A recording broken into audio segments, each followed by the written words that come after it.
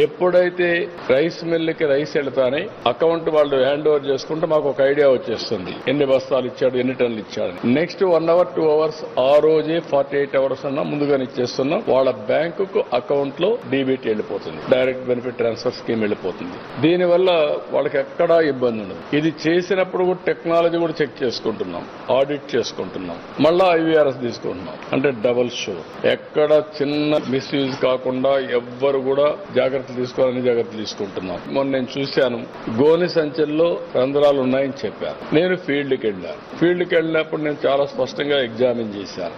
అక్కడ గోని సంచుల్లో రంధ్రాలు ఉన్నాయంటే ఆ కన్సర్న్ రైస్ మిల్ ఎవరైతే వాళ్ళు డ్యూటీ చేయాలో వాళ్ళు ఫెయిల్ అయ్యారు. రైస్ మిల్లర్ డ్యూటీ ఏంటి?